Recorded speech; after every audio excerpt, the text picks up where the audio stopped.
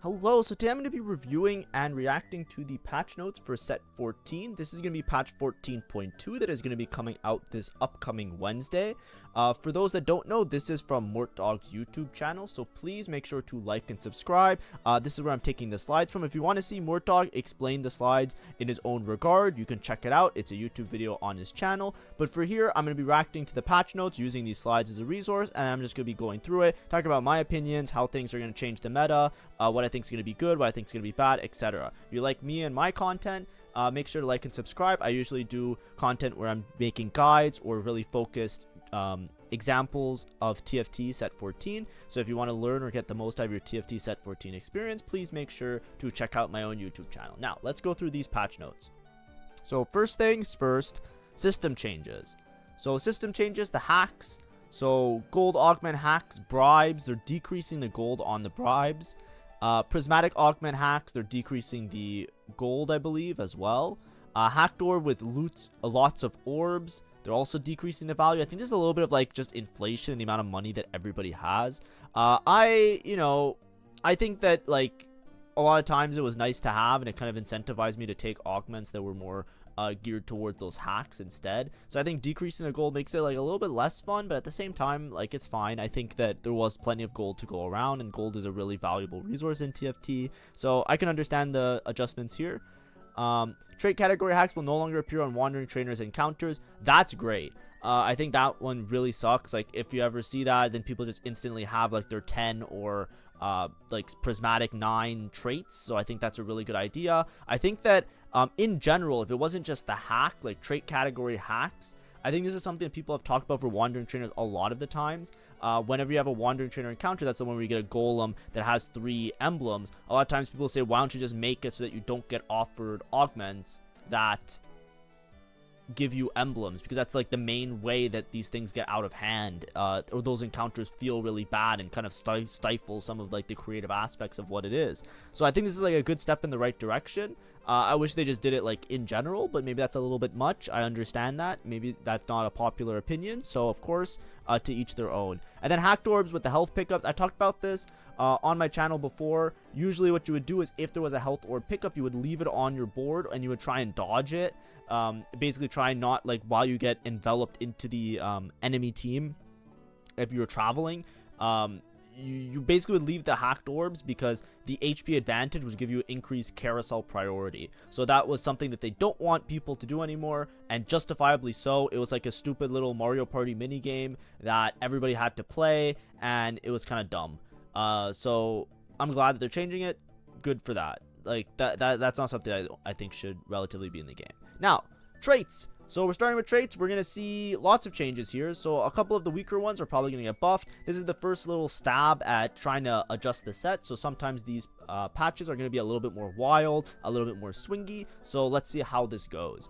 Boombots, I think, was relatively weak when I talked about it before. They're increasing the 6-piece missile damage from 225 times 2 to 275 times 2, which is quite a lot. If you've ever played 6 Boombot, if you've ever seen 6 Boombot, the Boombot damage is quite a bit. Boombots basically do additional damage as magic damage whenever you think of these missiles, which actually works really well with Fiddlesticks, because Fiddlesticks has built-in shreds. So there's like a nice little team synergy. It just never felt like enough, and it never felt worthwhile. I don't think it's going to make Boombots particularly broken, but it might make it so that if you're forced to play around 6-piece Boombot or 6 Boombot, there's a little bit more of an incentive to try and make that work. I think it was very situationally okay, but this is something that could help out quite a bit. Cypher, minor adjustments, some cash outs. We're gonna have to see that later once the tables come out. Basically from data mining and other stuff, like there'll be tables on different stats websites so you can see what all the Cypher cash outs are. Just be aware if things change, especially at the lower level of Cypher, that could adjust how you kind of approach Cypher. I think Cypher is broken. I think it's like extremely strong right now, so I'm not sure what these minor adjustments are, but I'm sure they're minorly trying to skew it down, if I would to assume. Golden Ox is pretty shit. There's not really a reason to play it, and it's really hard to get, like, you know, in that steamrolling situation with Golden Ox. The units themselves also don't synergize very well into nice boards, especially if you're trying to play 6 Golden Ox. So what they're doing is they're increasing the base damage amp, and they're increasing the gold chance. So now it becomes more of like a steamroll style cash generation style augment. Trait. I think that's really good. I actually like this. I think that's a good approach of making something like a little bit more fun and filling its own niche. Not just like something that scales with damage, but something that like you want to try and hit early and use that gold to try and push tempo and play very aggressively. And then hyper roll, they're increasing the proc from 0 to 2. That's fine. The interesting aspect here is the gold chance for 6 golden ox, which can actually work out really well, especially if you have an emblem, because it gives you a 100% gold chance. So if you're killing units and you're winning rounds, you're really strong, you're going to be able to convert that into a win, and it feels very steamrolly instead of it being 75%. So those 6 golden oxes are the ones that are getting a little bit more of a buff, and I think it's warranted. Let's see how that changes up. Let's see if there's going to be some more popular golden ox boards. Nitro, I just made a video on Nitro yesterday talking about how I think Nitro is really broken and the different aspects of playing it. Now, the main reason that Nitro felt really broken in the last patch was that people would play it primarily as a tempo style trait. You would play it like tempo Nitro to try and get to a fast 8, fast 9, and use it to eventually cap out around the T hex later in the game by playing a bunch of low cost units that really efficiently gets you to a good spot to get to your level 8, level 9 board. So I'm assuming that it's going to be more in tune of making it more reroll focused as well as just generally weakening it, because I don't think that was super intentional. Like, I think they always kind of knew that Nitro would be like that, but the Nitro core has kind of been steamrolling the meta, and if you don't think it's really strong, you're probably not playing it right. Like, I don't know what to tell you. Nitro though, HP per scrap, they're decreasing. That makes sense, right? You want to make that little bot have less of a tankiness because he's becoming a really relevant frontline unit. That's how a lot of the tempo boards kind of work. The scrap per star level is increasing, however. So specifically on 3 stars, it's going from 4 to 6. Now, in PBE, I remember the scrap was really high, and Nitro felt like absurdly strong because you would just get the T-Hex online a lot earlier. I think that they're decreasing some of the other stuff, like the spell heal damage and the laser damage is getting decreased by quite a significant margin. So I'm not sure how strong it's going to be, but the idea is that if you're re-rolling and you hit your 3 stars early, you should be able to scale it up a lot better so that's more of a relevant unit, right? Because if you're getting more scrap, you're going to get more HP, so it's going to offset the HP nerfs. You're also going to get more AP, so it's going to offset the grenade and the laser damage. I don't know exactly how this is going to work, but I think the tempo Nitro lines won't be as reliable anymore, especially with the HP nerf, right? The HP nerf, it's like, you know, 14 to 11, 3 off that, like that's quite a bit, right? That's like around like 20-ish%, like somewhere in that ballpark. It is a quite big nerf, and the HP was one of the things that was really important. And the scrap scaling on 3-star now, I think they're trying to angle it more in that line of making it like the dedicated reroll trait instead of just a strictly tempo thing. I kind of liked it as tempo, so I hope that's not completely irrelevant anymore, but I cannot humanly tell from this. It's too difficult. It's too much of a change. I don't have like a reference point where I can really tell you if this is gonna kill Nitro one way or the other. Syndicate. So they reduced 7 Syndicate powers. I think that's fine, because 7 Syndicate was really easy to hit and often felt like an instant win. Even though it requires 2 emblems to hit 7 Syndicate, you might think that it needs to be really strong, but it is hittable on level 7. So like a lot of times, like the ones that are super overpowered, you need to hit like level 9, level 10. So there's a little bit of like a trade-off there. I think that's just fine. I think it'll still be like a really good win potential. I don't mind that type of change. Now let's go to trait slide 2. So far so good. Like a lot of these, what I'm seeing is what I expected. I wanted Boombot changes, Cypher nerfs, Golden Ox buffs, Nitro nerfs, and then Syndicate. You know, that's just like a stray bullet. I wasn't really thinking about Syndicate. Exotech. So Exotech, it looks like they're changing all of the Exotech items. I think the one that was the worst was Flux Capacitor and Pulse Stabilizer, which I think are the ones that are highlighted red. So I think they're just addressing it really early. Nitro has become really popular and really strong just because of the ability to tempo and play around the resources that it gives you.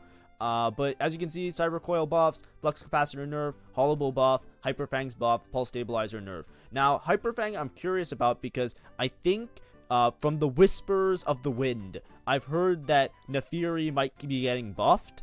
I didn't watch this ahead of time because I want to give you like genuine reaction, especially if there's like a big like what the fuck moment. I want it to be like entertaining for you guys when I do these patch reviews. But if there's Nefiri changes and Hyper Fangs is getting buffed, Exotech around Nefiri reroll or Nitro around Nefiri reroll is going to be very strong, I think, in the upcoming patch. But we're going to see. I'm not 100% sure. I just heard about it because I think Mortdog was talking a lot earlier on about Nefiri not being exactly where they wanted her to be. So I don't know for sure. Let's see changes. So 1 cost and 2 cost champs. Poppy, just increase AP damage. Sure. I think that could help out with some of the cyber boss lines. Shaco. So Shaco increasing spell AD percentage. I think they're trying to make Shaco a little, like, Shaco reroll hasn't really been a thing because it's really risky and it's really hard to cap really high because you need to get so much cash out on it. So I think that's fine. Nefiri, this is what I was saying. 3 AD buff, attack speed buff, primary spell AD. Yeah, I think if I'm gonna be honest, I'm pretty sure come 14.2. Nefiri reroll is going to be really strong. I think that's one of the first things that I would like to play. This, maybe I'm wrong, right? Of course, there's always the potential that I'm wrong. I don't know everything, right? Like, I'm pretty dumb sometimes, but I've been thinking Nefiri is really strong, right? Like, am I crazy? When I have a Nefiri 3, I've had a Nefiri 3 in game. In the few games that I've played, I've had a Nefiri 3. And it wipes out everybody. And every time I see somebody with a Nefiri 3, that unit is a fucking demon. Like, it doesn't cap out very high because obviously it falls off towards late game. But it's been strong. So, getting all these buffs, as well as the Hyper Fang buff, now it's kind of like if you see Hyper Fang and you have a spot for Nefiri, I think you actually have a really good potential to have a dominant reroll spot. We'll see how it goes, though. Of course, we'll see how it goes. Twisted Fate. Base spell damage increase, hat spell damage decrease. So they're trying to make him a little bit less reliant on Syndicate. Maybe you run into some more vertical Vanguard lines because of this. I think he'll still be strong. I think he'll still be reliable. I made a video on Twisted Fate reroll as well. But you know, I don't think this changes that much because the nerf to the hat damage is not, like, I guess just 3-star is the big change. But I still think he'll be fine. As a reroll, I don't think he's dead or anything. Maybe I'm wrong, but these numbers don't look too scary, right? Because he's getting 100 base spell damage increase, and then he's getting like what, like a 50 hat spell decrease. Like, doesn't that work out to be like roughly like okay? It's just less reliant on Syndicate. I don't know. It's hard to tell because I don't know the exact breakdowns of his how his damage calculates works. 3 cost champs, Jarvan, 10 AD buff. I would be shaking. I always make a joke, like, or not a joke, but I always talk about, hey, when you see a unit and they get like a 5 AD buff, that's usually like the difference between being meta and not being meta. He just got a 10 AD buff. So I don't know if they're trying to make Jarvan into like a melee attacker style build. Also spell shield increased. Also spell AD increased by 150%. These are massive changes. I think Jarvan might be like a rerollable or holder of melee items now. I'm not 100% sure. I can't tell you for sure, but he works really well with Slayer lines, right? Slayer is a great trait where you want to make melee items anyways. If you're playing around Golden Ox as well, you can transfer melee items to Viego eventually. So making him a lot stronger, especially at a lower level, is going to be good. Even if he's not a reroll unit, it does add a lot of stability to those lines that otherwise felt a bit awkward. So that's really interesting. That's really cool. Rengar, I think Rengar has been annoying people a little bit. Executioner, he got nerfed before, and I was like, I don't know why they got nerfed that much, but I guess it makes sense. And he was still really dominant after the nerfs, and he's still really dominant now. And first stab AD percentage nerf, that's around like what, like 10% ish, like around 10% nerf. And then the spell heal decrease. Trying to make it maybe more in line with some of the other comps. I feel like Rengar, maybe it's just me, Rengar is very first or eighth to me, so I don't like the comp personally that much, because it feels like a Rengar 2-star is very useless and you're pretty much going eighth, but a Rengar 3-star is like game winning. So it felt very awkward because you weren't very stable in your mid game, but you had a really high cap. And whenever I'm trying to dedicate myself towards a reroll comp, that's the complete opposite of what I look for in a reroll. So for me personally, I don't care about this. But if you are a Rengar enjoyer and you really like this type of board and this type of thing, just note it's going to be a little bit more of a like first or eighth kind of situation, in my opinion, right? Like if you make him a little bit less reliable, then by the time you hit Rengar 3, if he's not able to keep up with other people's capped boards, you might run yourself into a problem where you're having a little bit of difficulties, right? Of course. So be careful. That's all I'll say. Now we get to our 4-cost champs. Let's go through them. Up a little bit more.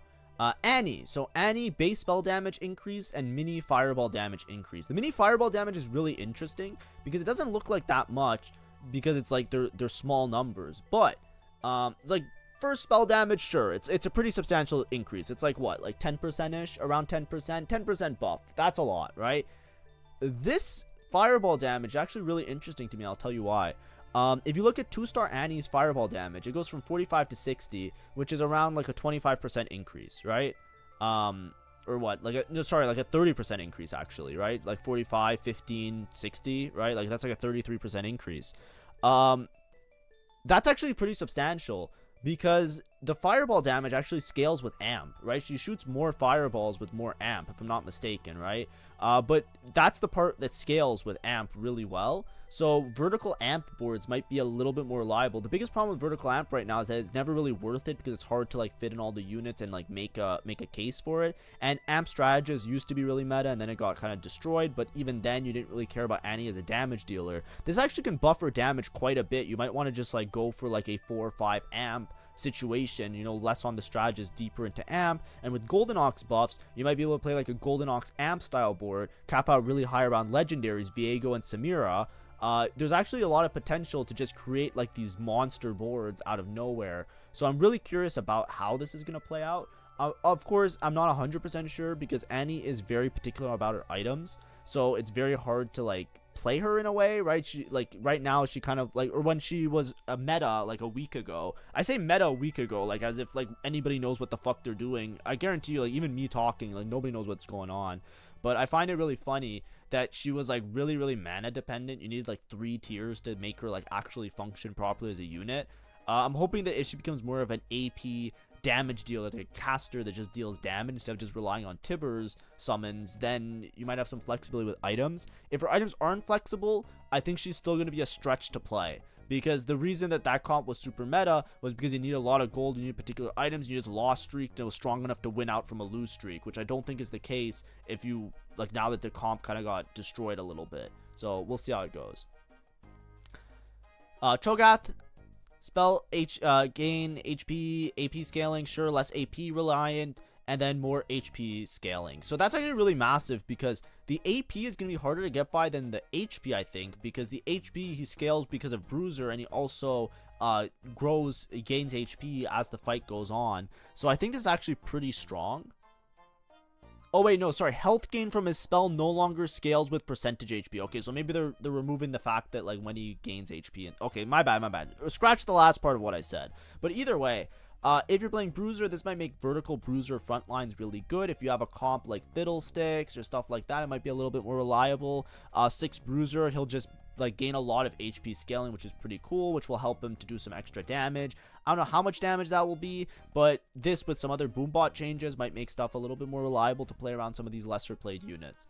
MF, so they're making her less reliant on Syndicate, it seems, right? 1 extra bonus wave, and then 1 less bonus wave from the hat, right? So it still adds up to the same thing, right? Before it would add up to 12, and now it still adds up to 12. So if you're playing Syndicate with MF, she's still going to fire 12 waves. It's just that her damage is less reliant on Syndicate. I actually think this is a massive buff because playing Syndicate, like, it does depend how much damage she does, but playing Syndicate was really annoying because you would want to play better frontline units sometimes than Darius and Braum. But if you're playing like Dynamo boards, which are already really strong, we'll see if they nerf Aurora or anything like that. But Dynamo boards are already exceptionally strong. And now MF just got a little bit more reliable in variations where you're not playing Syndicate. That just seems like a crazy thing to me, right? It also can make you a lot more stable, right? Because what you can do is now you can fit in boards with a little bit better front line, and then you can play Syndicate on like a level up. Like obviously her firing more waves, if you have 3 items on MF, you want to get, no matter which variation you're playing of MF, you want to get her hat bonus, because those extra 3 waves, even if it's 4 to 3, it's still going to be more damage. What I'm talking about is the stability of it, right? If you need to stabilize on level 8 and you're trying to go to level 9, you can maybe drop Syndicate, play a better front line, compensate for that, because now the numbers are a little bit better in that favor, and then when you level to 9, you can level 4 the extra unit. You get what I'm trying to say? Like, you make a little bit more of a cohesive board, add some flexibility. So it's really interesting. I think it's actually a really big buff. But like, of course, I don't think it's gonna change drastically. It's not like MF's gonna be like Giga S tier broken because she fires 1 extra wave. You're probably still gonna want to play her with at least 3 Syndicate. This is just like a stability type of thing. It's something that can make her a little bit more reliable as a carry leading up to your final max cap. And then they changed 3-star Zed because he sucked. Makes sense. You know, it is what it is. Let's continue to 5 cost champs. Oops, sorry, I skipped 5 cost champs. Samira, 5 AD buff. I think they nerfed her, and now they're buffing her back. 5 AD makes a unit broken. That's like my rule of thumb, because there was a patch several patches ago that happened, and I made a mental note of it, that 5 AD is actually really substantial, because this is base AD, so everything scales off of it percentage-wise. I think that's a big buff. Samira, especially with some of the amp changes before, like with Nafiri and Annie, you have some really good potential for that board to be strong.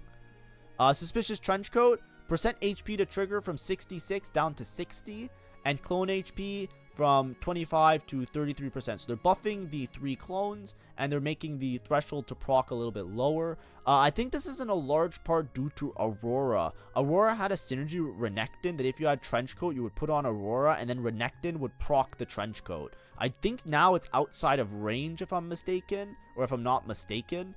But just be aware, if you're trying to cheese somebody doing that garbage, like, you know, might not work anymore, okay? Other than that, I don't think it's going to affect too many people. The threshold being 60%, is that Edge of Night threshold? Actually, I'm actually going to have to check this. 1 second. Let me go here. Let me go tactics.tools. Sorry, I'm actually going to have to check it. So let's check Renekton first. Oops. Bro. Where is my units?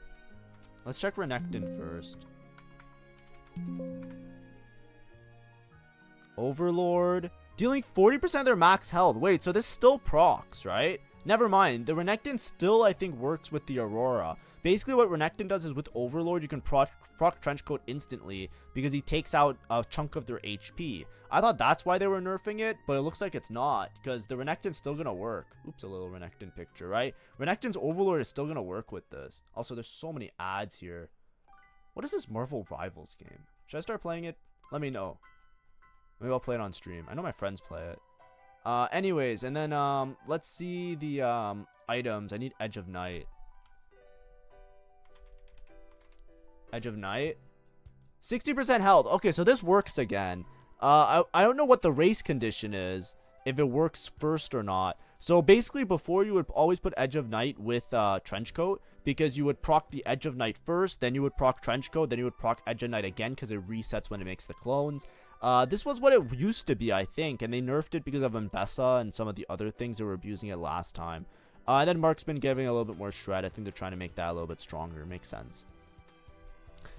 Jack's Hero Augment getting a bunch of buffs. Poppy Hero Augment getting a bunch of buffed. And Silas Hero Augment's getting a bunch of buffs and like a small nerf. I think all the Hero Augments are really shit right now, and these make them a little bit better. Play them at your own risk. I don't like playing Hero Augments until much later in the set, because there's no augment stats, so sometimes they're bugged and I just don't trust them. That's a me personal thing. If you think that they're not bugged and you think that they're strong, try them out for yourself, but I avoid them like the plague.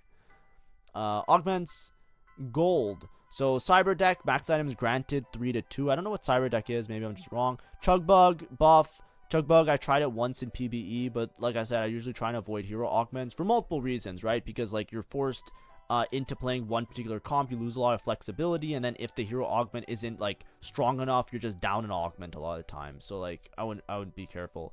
Transistor, increasing the AS gained. I think Transistor is the one with Techies, so that's a big buff, and I think Techies are already kind of strong.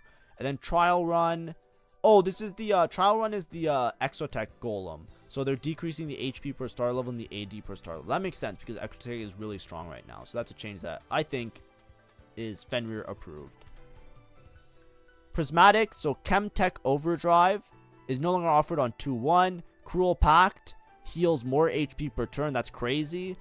Double Trouble, giving more bonus stats, and there's a bug fix. Starring up the unit to 3-star while on bench properly grants the 2-star. Okay, that's a good thing that they changed. Lifelong learning buff. Scope weapons. I don't think scope weapons need a buff, but maybe I'm wrong. But it's hard for me to tell because I haven't played. I don't think I've had games where these have occurred that much, so it's hard for me to judge. All of these black market ones are broken. It's just how broken are they relative to the other broken ones, right? That's the whole thing. When you get the black market augments, these are like augments that have been previously removed from the game because they were so broken, and they added them back in as part of the set mechanic, kind of. Now obviously they're tuned a little bit differently. It's not exactly how I'm playing. It's not all doom and gloom, but a lot of these are like, you know, they're like, they can put you in a game-winning spot. So it's hard for me to judge because, like, compared to some of the other prismatics, if I look at it, it's like, yeah, that sounds broken. Cruel Pact healing 4. I think Cruel Pact is like a win condition. You just like or not win. You can easily get like a top 2, just tempo level 3 cost reroll, and just absolutely rail everybody, right? But it's hard for me to tell. Like, is 1 HP gonna be that much better? Who knows? Then circlets. So this is what I heard. So these are the prismatic circlets. So they added this thing where, like, instead of just giving you an emblem, they made like emblems and then circlets and whatever the fuck. And I don't know, like, these words are beyond my English dictionary of my head. So, like, you know, I thought a circle was a round. Like, you know, I don't get it. But anyways, this seems kind of nuts. Now, am I crazy to say this? You get a giant belt and a Sejuani and a Bastion emblem? Like, do you still get the Bastion emblem? Is that what the circlets are? Or are they removing the emblems? Right? Like, let's go to augments. Like, you get an emblem, right? Like, am I not... I'm understanding that correctly, right? Anima Squad Circlet. You gain an Anima Squad emblem. So when they're saying that they're giving you a Sejuani, they give you a Bastion emblem, a Sejuani, and a Giant's Belt. Like, I'm hoping these are like hacked things, right? I'm hoping these appear as hacked. But basically, they're giving you a 4 cost with almost all of them, right? Dynamo, they're not giving you the 4 cost, though. Execution, they're giving you a 4 cost. Like, they're giving you a 4 cost and an item that is pretty much relevant, right? Like, it's usually a Giant Belt or a Sparring Glove or Tier, like, depending on which unit it is. Like, these seem good now. Like, the biggest problem with the emblems was that they were pretty weak relative to other prismatics, right? Like, if you look at, like, Bastion Circlet, for example, getting a Bastion emblem and a Galio, this is pretty weak, even if you're trying to play around Vertical Bastion, compared to, like, something that gives you, like, a lot of combo, like just roughly speaking, like, here, Belt Overflow, for example, right? But now that it gives you, like, a 4 cost, this seems like it can probably set you up to be in a really good spot. I'm curious to see how it's actually implemented when it's in live, but I don't know. Like, this seems broken to me. Like, I would take these, right? Like, if I'm playing the game and I see this as a prismatic, and I'm playing Slayers and I get a Slayer emblem and a Zed, like, doesn't that just put me in a spot where I'm just like instantly 5 Slayer and I just win the game? Like, or a tempo? I don't know. Hyper roll. I don't really play hyper roll. If you're a hyper roll enjoyer, you can pause and look at this right now. And bug fixes. Grand Resolve no longer works on ghost armies. Okay. Prismatic Ticket no longer grants rerolls from Think Fast rerolls. Okay, I did not know that was a bug. Unstable Evolution no longer triggers on summons. Okay. Survivor, Tomb Raider, Last Stand, and Final Reserves are all exclusive to one another. Okay, that makes sense. Warpath counts player damage dealt to ghost armies. Yeah. Yeah, thanks. Thanks, game. That bug happened to me. Well, anyways, it's fine. It's so tilting. For anybody that was during that stream, I lost a game in my placements. This was the one stream that I did, TFT. I think it's gone by now because it's too old and my VODs, I had to delete a couple of them. But this happened to me. I was playing Warpath and I didn't get my Warpath cash out because it didn't count my damage properly. And I was like, that's fucking fantastic, because I lost the game because of it. Because I basically, like, when I had to cash out Warpath, I sent it all in. Like, I went all in. I spent all my gold. And I said, I have to win this round, because if I win this round or the next round, I'm good. But then I didn't win. Then it was neutrals. Then everybody got their items completed on neutrals. Everybody sent it. I had already sent it because I needed my Warpath cash out. And then I just lost every round after that. And I lost. I went 8th. Or not 8th. I went like 6th, right? Because it was placements. And it was so tilting. Because, like, it was actually a stacked lobby in my placements. Like, the Malala was in my lobby and, like, a bunch of other challenger players. And it's like, what the fuck, man? It's like, I really needed that win so I could get my LP gains. And, yeah. But, so that one actually happened to me. So I'm glad they fixed it, you know? But for anybody that was in that stream and didn't understand why I was complaining, that's why. But either way. Zach Blobs, okay. Zach copies... Yeah, from HP, sure. Samira no longer cancels armor reduction from other Samira. Share the spotlight. VFX are no longer hidden. That's fine. Splash damage from auto titan not correctly triggers titans. Okay. Divinicorp champions copied by Viego. Soul Killer no longer activate their trait bonus. Oh, I think I saw that, but I didn't. I thought it was intentional. That's my bad. That happened to me one time, but I thought it was intentional. All traits now work correctly on Hall of Mirror clones. Okay. Lunch money should grant gold at proper intervals. Okay. Oh, yeah. Lunch money was busted. I knew it was bugged. I just didn't know what it was bugged, so I just avoided it. Memory bank is now banned after stage 3. Okay. Sports Fire stun can no longer ignore CC immunity. Okay. Malicious monetization doesn't count PvE rounds as one of its gold generation rounds. Okay. Malicious monetization will properly grant gold if an enemy is killed by an ally. Okay, sure, whatever. Fixed above unstable evolution, only giving 33 HP instead of 333 HP. And then hyper roll, hustle and investment strategy are 1 and 2 exclusive. Okay. That's fine. Are there more bugs? No. Alright, cool. I'm glad that the bug that I found got fixed. That's huge. That's big for us. Good job, TFT devs.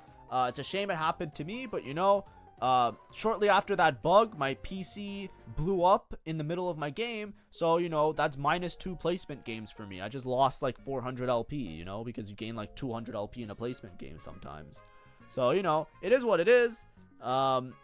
You know, I still got to play a lot more of the set, and I'm really excited. I think this is a good first patch. I think they hit a lot of the areas that were maybe of big concern. Hopefully it works out. Try your best to play as much as you can. Have fun. See ya. Bye-bye.